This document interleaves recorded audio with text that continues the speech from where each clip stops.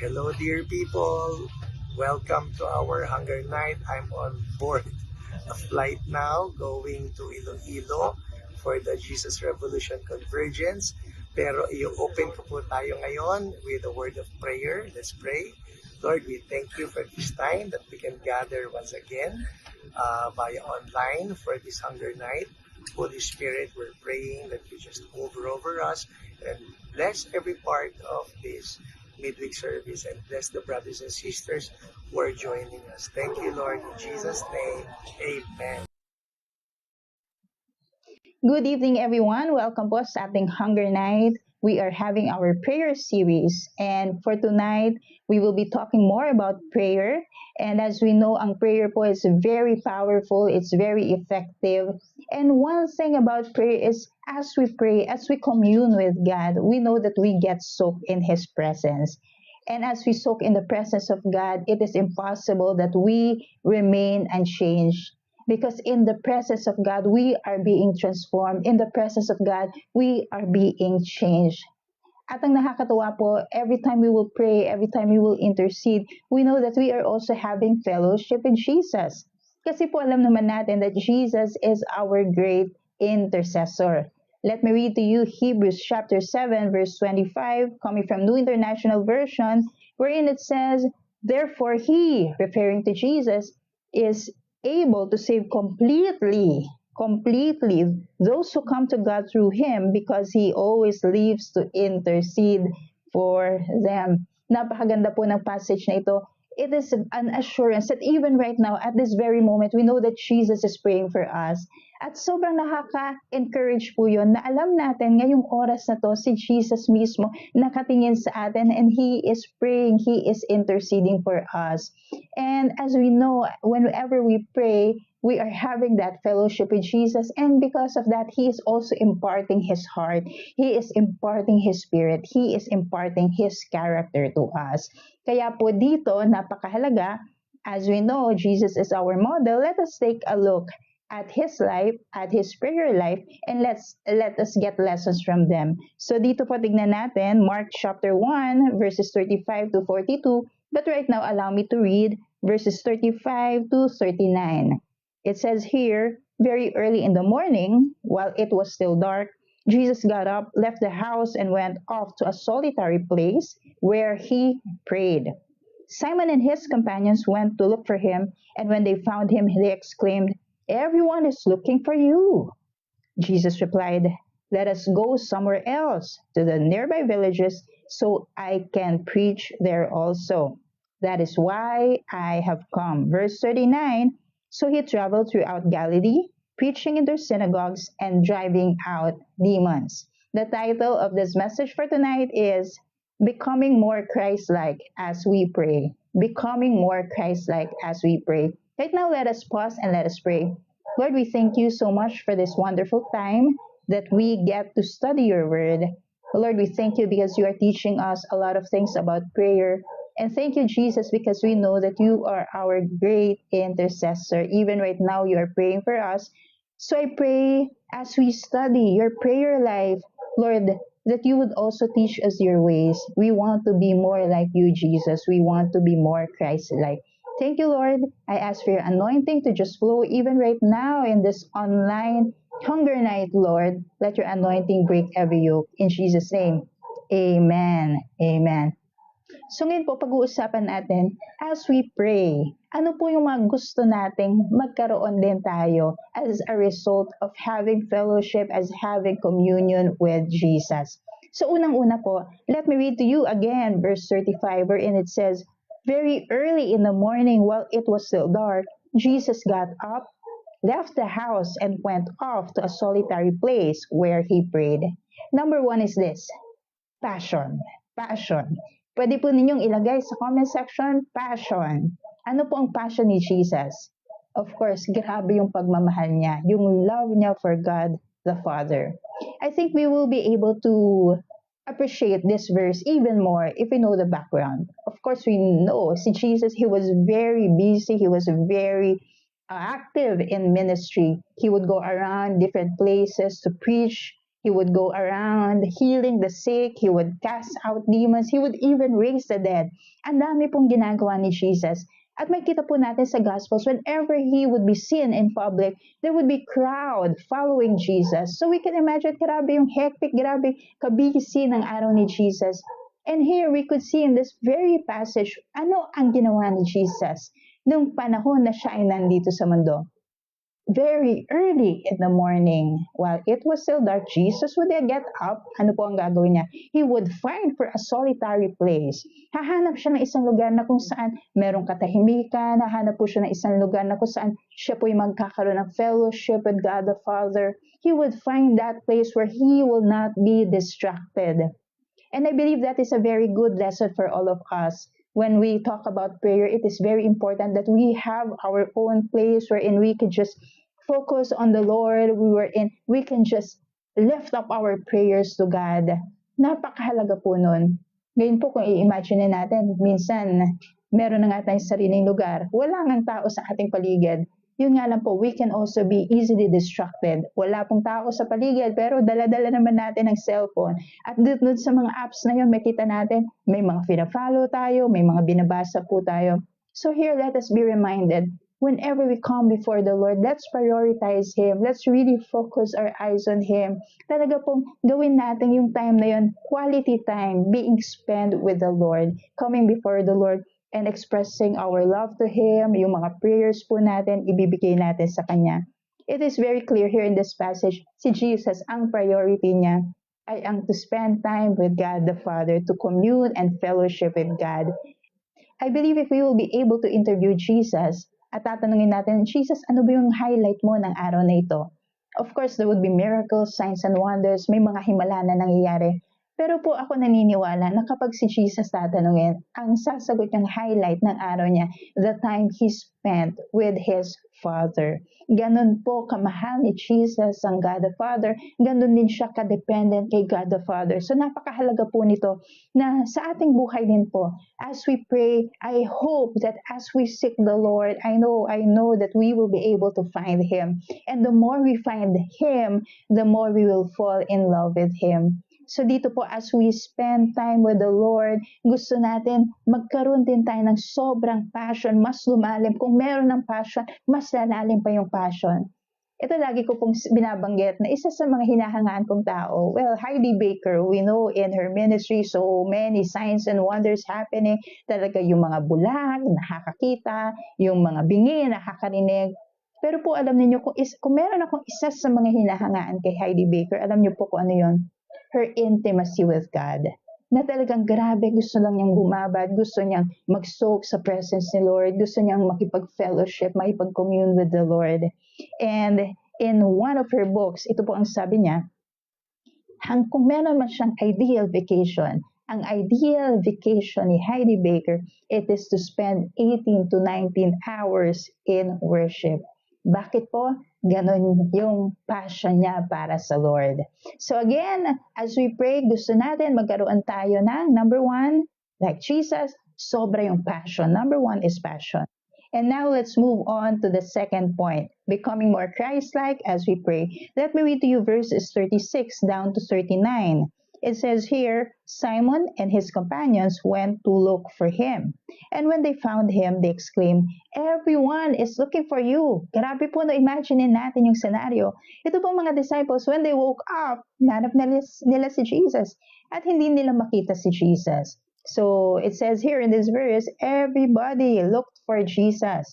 Grabe po yung pinuntahan ni Jesus. Alam naman natin, he went to a solitary place where he prayed. So, finally, when they found him, sabi nila, everyone is looking for you, Jesus. Lahat ng tao, hinahanap ka na.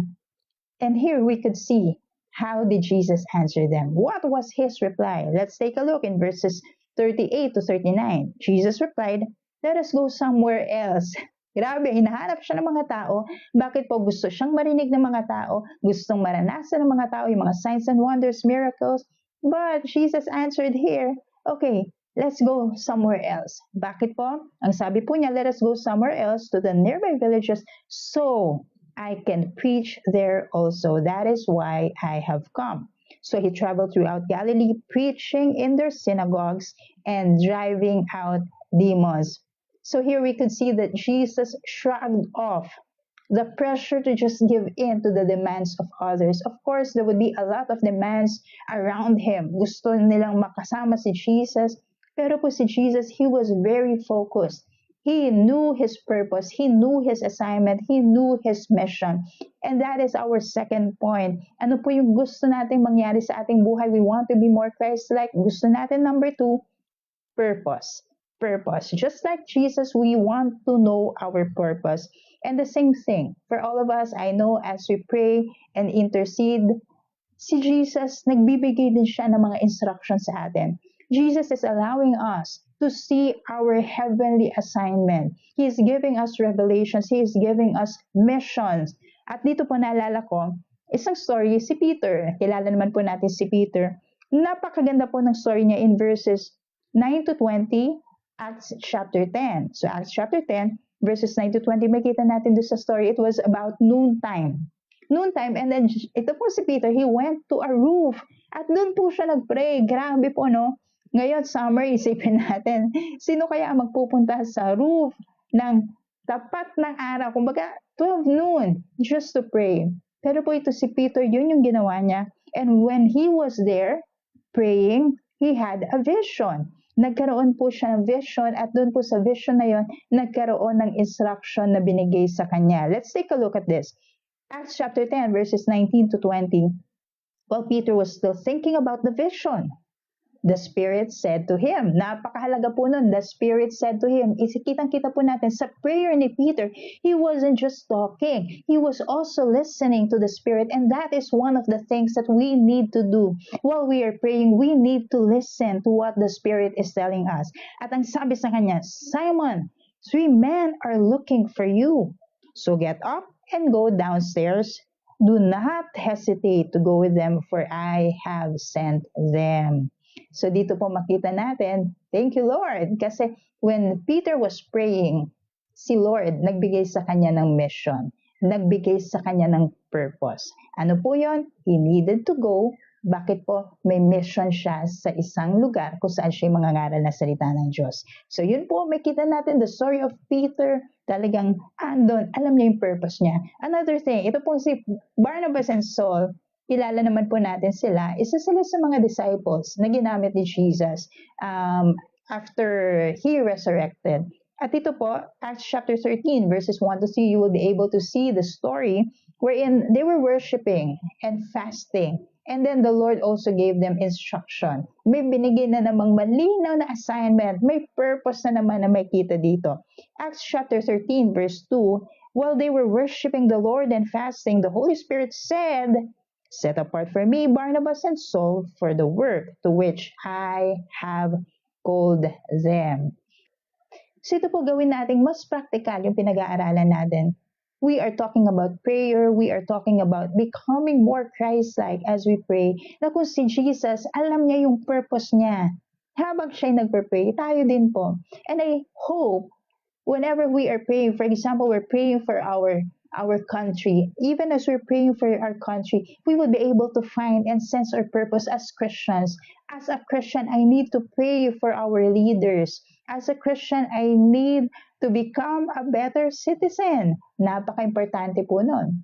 Another thing, when we are praying for the body of Christ, I hope that we would also find our purpose na, Lord, I need to appreciate the beauty of the body of Christ, and at the same time, Lord, may responsibility ako to keep the unity in the body. Another thing, when we are praying for the world, lalo na po ngayon, alam naman natin yung mga nangyayari, yung war na nangyayari sa Iran, US, Israel, at may mga nations na rin pong iba na nai-involve dito sa war na ito. Ang dami nating kailangan ipag-pray. At dito po, whenever we are praying, I hope that we would sense, that we would have that clear vision or revelation of our purpose. Na as a Christian, we need to be alert. We need to know what's going on. Why? It's not just so that we will be knowledgeable. It's so that we can pray more intelligently, na magkakaroon tayo ng mga targeted prayers na pinagpre-pray yung mga bagay na nangyayari sa ibang mga bansa. Bakit po? Kasi ang daming tao ang naaapektuhan. So dito po, let me just remind everyone, As we pray, we want to be more Christ-like. Unang-una po, meron tayong passion. Pangalawa, alam natin yung ating purpose. And now, we will move on to our third point. Ano po yun? Number 3 is power. Meron tayong passion, meron tayong purpose, and of course, we want the power of Jesus to flow in our lives. Tingnan po uli natin yung naging prayer life ni Jesus, ano yung naging result ng pagiging very prayerful niya. Mark chapter 1 verses 40 to 42 from New International Version, it says, a man with leprosy came to him and begged him on his knees, if you are willing, you can make me clean.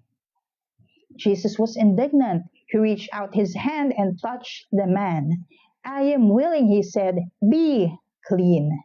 Immediately, the leprosy left him and he was cleansed. Grabe po, napakaganda nito. After spending time in prayer, makita natin the power of God just flowed in the life of Jesus. No, may lumapit sa kanya, a man with leprosy, if you're willing, Jesus, make me clean. At alam naman po natin ang nangyari dito, Jesus was very willing. At alam natin, if we will take a look at the background of the story, ang mga lepers po noon, hindi sila pwede kumbaga lapit-lapitan na lang ng mga tao. Actually, kapag sila dadaan o pupunta sila sa isang lugar, they needed to shout. Ano pong sinisigaw nila? Unclean, unclean. Bakit po? Kasi yung mga tao makaiwas sa kanila. Pero po si Jesus dito, makita natin, he touched the man with leprosy. We could see his compassion. Yan po, no? Result din yan. Whenever we are praying, we are communing with the Lord, nagkakaroon tayo ng not only love for the Father, but we are also having that compassion for people. So dito po, ano po ang nangyari? Yung leprosy, ang sabi rito, left the man and the man was cleansed.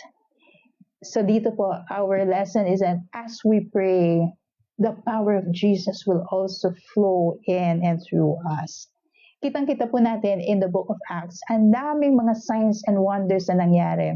Left and right, sobrang dami po. Basahin niyo po ang book of Acts. Talagang the Holy Spirit moved in the church in a very powerful way. Talagang nangyari ito sa Jerusalem, sa Judea, Samaria, and even to the ends of the earth, na talaga nag-scatter yung mga disciples at ang daming mga himala na nangyari. But if you would take a look at it, where did it start? Well, it started in the prayer room. It started in the prayer room, that's in Acts chapter 2, day of Pentecost. They were in a room, they were praying together, and then the Spirit just came mightily upon them, and they were baptized with the Spirit, they spoke in tongues. Talaga namang sobra silang napuno ng banal na Espiritu. At yun po yung gusto natin, whenever we pray, Lord, fill me up, we want more of you. Lord, hayaan mo na as I pray, maranasan ko yung spirit mo, yung anointing mo na nag-work sa akin. And whenever we come out, the anointing will also just flow through us and people will be healed, people will be ministered to, people will just experience their miracles through us. Naalala ko po isang kwento, si D.L. Moody, kilala po natin siya, lagi nating naririnig. Isa po siyang mighty man of God na ginamit ni Lord. This story actually happened in England. Ito pong si D.L. Moody nagpunta sa England at nag-minister siya sa isang lugar, actually sa isang church.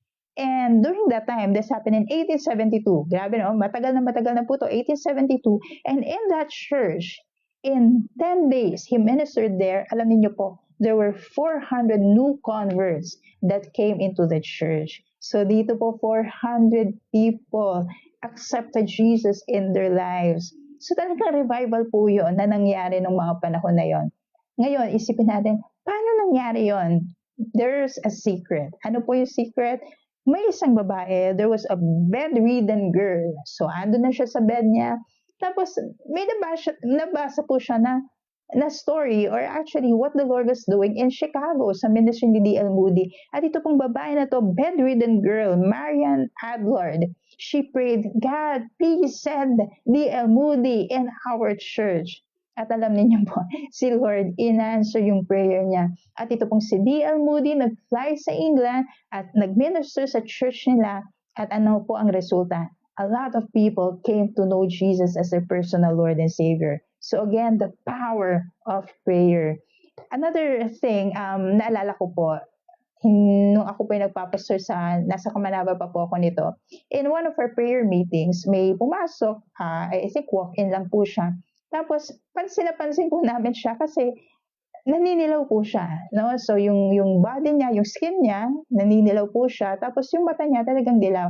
And there was a time, of course, we prayed for people. So we asked him, how can we pray for you? And we learned he had hepatitis. So pray kami, pinag-pray namin siya, we rebuke that sickness, hepatitis be gone in Jesus' name.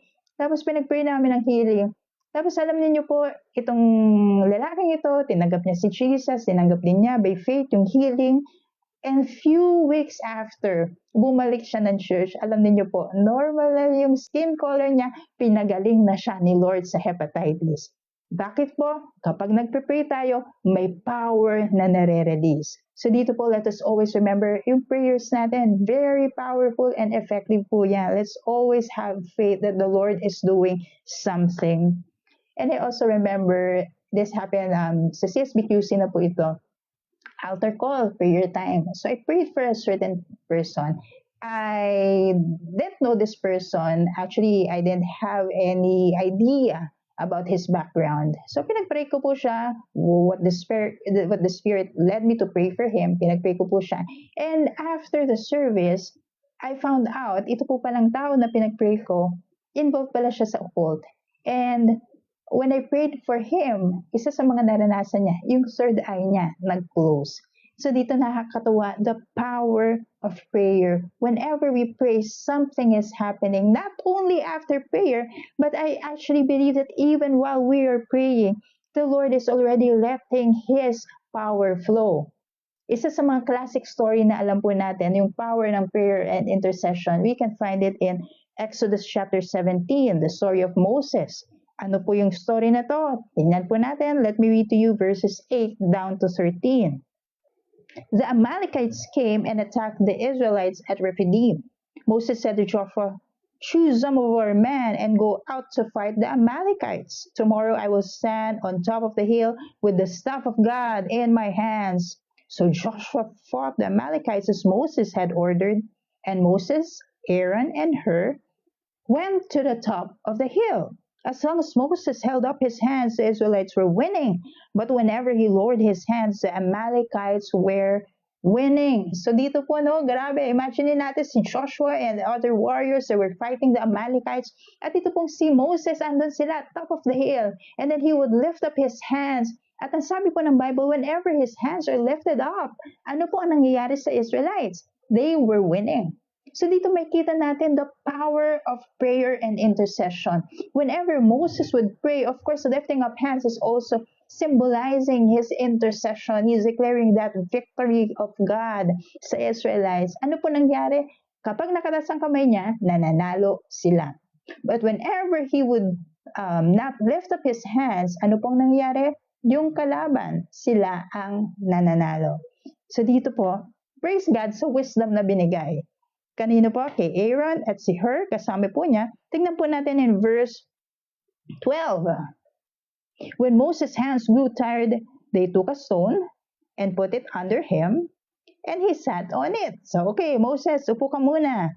Aaron and Hur held up his hands, one on one side, one on the other, so that his hands remained steady till sunset. So Joshua overcame the Amalekite army with the sword.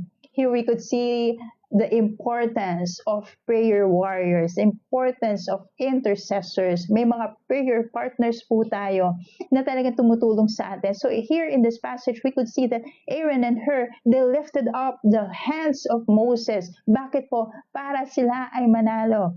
So in the same way, I believe we could see here the significance of and the power of prayer, that whenever we pray, we are also winning the battle. Battles are first won in prayer. And right now, I can think of a person whom God really used in a very powerful way. Mighty revivalist po siya. Siya po si Charles Finney. This happened in 1890 in New York. And I made a research about his ministry, and then I found this. In 1 year, 1,000 of the city's 10,000 inhabitants came to Christ. So that's about 10% of the whole city became Christians because of the ministry of Charles Finney. Pero yun po nakikita natin na ministry. But you know what? Behind the scenes, ito pong si Charles Finney, meron siyang intercessor. And the name was actually Abel Clary. And Charles Finney wrote about Abel Clary. He wrote, Mr. Clary continued as long as I did and did not leave until I had left. He never appeared in public but gave himself wholly to prayer. Ito po yung masabi natin, wow, he never appeared in public, but there he was praying and interceding. Whenever Charles Finney would preach or whenever Charles Finney would minister, Abel Clary would be behind the scenes praying, God, allow your spirit to work in the midst of their people. So grabe po ang revival na nangyari. Bakit po? Here we can see again the power and significance of prayer and intercession. So dito may mga battles na kailangan tayong ipanalo at mauuna po yan through our prayers. Kaya nga sinasabi, history belongs to the intercessors. And right now, I would like to ask you, is there a battle that you need to win? Well, let's win them through our prayers and intercession. So right now, let me summarize. Becoming more Christ-like as we pray. As we know, whenever we pray, we are soaking in the presence of the Lord, and the Lord is changing us. And it is our goal, it is our desire to be more Christ-like. Ano po yung mga ma-impart o gusto nating magkaroon na katulad ni Jesus? Number one is passion. We want to be so passionate. We want to be so in love with the Father that we will prioritize Him. The moment we wake up, I hope that in our hearts we would always have that longing to commune with God. Before anything else, before being busy with different things, we would always have that time, quality time spent with the Lord. And number two, purpose. Purpose. Just like Jesus, ito pong si Jesus when He prayed, after that people were looking for Him, pero po itong si Jesus, alam niya yung purpose niya. Ano po yung purpose niya? Of course, to preach, to minister, to heal the sick, to raise the dead, to cast out demons. And I pray for all of us, as we spend time in prayer, we would also take time to listen to what the Spirit is telling us. At dito makita natin yung purpose natin na, Lord, ano po yung gusto mong gawin ko sa aking buhay? Lord, for this particular day, ano po yung purpose mo sa akin for this day? Lord, let me walk in your purpose. Let me know my heavenly assignment and let me obey you. And number three, last but not the least, power. As we pray, we want the power of God to just flow through us. And even after prayer, we want people to experience the power of God. Masabi po natin na, Lord, fill me with your anointing, Lord, so that your name will be glorified, be seen in my life. And right now, let me end with a quote from Francis Frangipane of In Christ's Image Training Center. He said this, any other program or church activity that does not reveal Jesus is a dead work. Although well-intentioned, they are powerless to effectively transform the people. So dito po isang reminder para sa bawat isa sa atin. We want Jesus to be revealed. And the bottom line of this is our goal is we want to be more Christ-like. So I pray, I hope as we spend our time in prayer, communing with God, we will be changed from glory to glory. So right now, let's pray.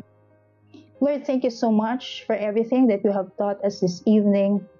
Thank you, Lord, because we know as we pray, you are changing us from glory to glory. And Lord, I pray for all of us, Lord, that you would stir up that passion. We want to have that passion, just like Jesus, that early in the morning, even when it's still dark, we would prioritize spending time with you, communing with you.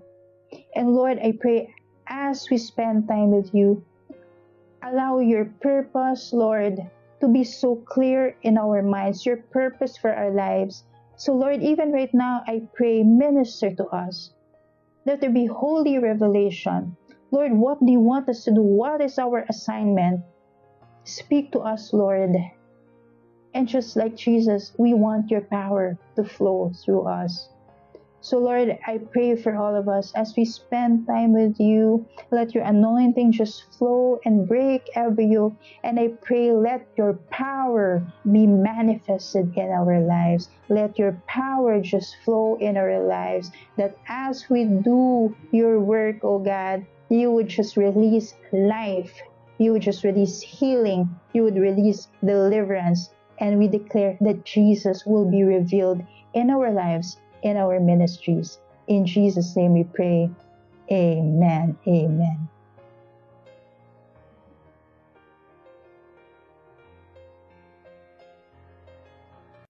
Para naman po sa ating prayer ngayong gabi, basahin ko lang po itong 2 Chronicles 7:14. If my people who are called by my name will humble themselves and pray and seek my face and turn from their wicked ways, then I will hear from heaven and I will forgive their sin and heal their land. Alam niyo po, with all na nangyayari sa ating bansa ngayon, yung oil crisis, yung nangyayari sa politics, yung sa flood control, at yung maraming bagay pa na nangyayari sa bansa natin, naniniwala po ako na kailangan ng bansa natin ng healing. Sa verse po na binasa natin kanina, may binigay si Lord na formula, no, para magkaroon ng healing o maranasan natin yung healing sa ating bansa. Ito po yung humility, hunger, and holiness. So ipanalangin po natin ito ngayong gabi na ito po ay maranasan sa ating nation at nang sa ganun po ay maranasan po natin ang healing ng ating bansa. So ang first prayer point po natin ngayong gabi ay humility. Basahin ko po itong James 4 verse 6. That is why scripture says, God opposes the proud but shows favor to the humble. Panginoon, tinataas po namin ang aming bansa sa iyo ngayon. Lord God, nananalangin kami, Lord God, na magkaroon po, Panginoon, ng humility sa aming buong bansa. Panginoon, inaamin po namin na hindi namin kaya ang healing sa aming sariling gawa, Panginoon. Kaya po ngayon, pinahumble po namin ang sarili namin sa iyo, Lord God, sapagkat ikaw lang po ang makakapagpagaling ng aming bansa. Dalangin namin, Panginoon, na magkaroon po ng humility, Panginoon, simula sa pinakabata, hanggang sa pinakamatanda, simula sa pinakamababang posisyon hanggang sa pinakamataas na posisyon, Panginoon. Mapasino mang tao ito, Panginoon, at lalong higit na, Panginoon, sa iyong simbahan, sa iyong mga pastor, Lord God, at sa iyong mga church leaders. I pray for humility, Panginoon, that we will humble ourselves and submit to you. We give you all the glory in Jesus' name. Amen. Amen. Next prayer point naman po natin ay hunger. Basahin ko lang po itong Matthew 5:6. Blessed are those who hunger and thirst for righteousness, for they will be filled. No, ang promise po ni Lord sa atin, kapag we hunger and thirst for His righteousness, we will be filled. He will fill us. No, so pray po tayo. Panginoon, panalangin po namin sa aming bansa na ang bawat tao, Lord God, ay magkaroon ng gutom sa iyo, Lord God. Panginoon, gutom na sundin ka, gutom na makilala ka. Dalangin namin, Lord God, na Lord God, i-steer mo yung mga puso ng mga tao, Lord God, na ilayo yung kanilang pag-iisip sa kung anumang distractions, Panginoon. Bagkus, Panginoon, tulungan mo silang itutok ang kanilang focus sa iyo, Panginoon. At Panginoon, sa gutom po na ibibigay mo sa kanila, Panginoon, punuin mo po kami, Lord God, ng iyong righteousness, ng iyong pagmamahal, Panginoon. At busugin mo po kami, Lord God. Panginoon, ipaalala mo po sa bawat isa sa amin na ikaw naman po talaga ang tunay na nakakasatisfy at hindi po ang mga bagay ng mundong ito. Thank you, Lord. We bless this nation. Give us hunger in Jesus' name. Amen. Ang susunod na prayer points naman po natin ngayong gabi ay holiness. Basahin ko po itong 1 Peter 1, verse 15 to 16. But just as He who has called you is holy, so be holy in all you do. For it is written, be holy because I am holy. Lord, we pray, Lord God, for holiness in our country, Lord God. I pray, Lord God, for your sanctification in our country, Panginoon. Linisin mo po, Panginoon, ang aming bansa sa kasalanan, Lord God. I pray, Lord God, na kung sa panahon man ngayon, Lord God, na nagiging normal na ang kasalanan, Panginoon, alam ko na ito ay hindi iyong kalooban. Panginoon, ang kalooban mo po ay holiness. So we declare holiness in our land, holiness in our country, Panginoon, holiness in school, holiness in church, Lord God, holiness, Lord God, sa bawat area ng Pilipinas, Panginoon, Salamat po, Lord God. I pray, Lord God, that this nation will be set apart for you, Panginoon. And yung mga tinawag mo, Panginoon, mas lalo sila mag-strive for holiness, Panginoon, kasi alam nilang ikaw ay paparating na. Salamat, Lord. Heal our land, Lord God. Help us to be holy. We give you all the glory in Jesus' name. Amen. Amen. At bilang panghuli po na prayer points natin ngayong gabi, gusto ko po ipag-pray natin ang Great Commission sa ating bansa. Sabi po sa Matthew 28:19-20, "Therefore go and make disciples of all nations, baptizing them in the name of the Father, and of the Son, and of the Holy Spirit, and teaching them to obey I have commanded you. And surely I am with you until the very end of the age." So sabi po ni Lord, ito yung kanyang utos sa atin, yung discipleship and evangelism. I pray na mas magawa natin ito sa ating simbahan at patuloy natin itong gawin sa ating mga buhay. So let's pray, Lord. I pray, Lord God, for the church, Lord God. I pray, Lord God, na patuloy namin gampanan at patuloy lang kami mag-focus sa iyong utos sa amin, Panginoon, ang iyong huling utos, Panginoon, na kami ay mag-disciple at mag-evangelize. Panginoon, alisin mo yung hiya sa amin. Alisin mo, Panginoon, yung kaba sa amin, Panginoon. Bagkus, Panginoon, i-empower mo kami na magawa itong gampanin. Lord God, hindi lang ng simbahan, kundi ng bawat Kristiyano, Panginoon. Salamat, Lord God. I-bless mo po kami ng kalakasan at dalangin namin, Panginoon, na yung banal na Espiritu, Lord God, ang siyang umalalay sa amin at siyang mag-empower at siyang mag-back up ng salita na aming bibitawan, Panginoon, na galing na sa iyong salita. Salamat, Lord. Bless our evangelism and discipleship. I pray na patuloy itong mapaigting sa mga simbahan at wag po namin ito makalimutan. Salamat, Lord. We want to be called good and faithful servant sa dulo. So Lord, we give you all the glory, honor, and praise in Jesus' name. Amen. Amen. At yun lamang po ang ating mga prayer para sa ngayong gabi. Maraming salamat po.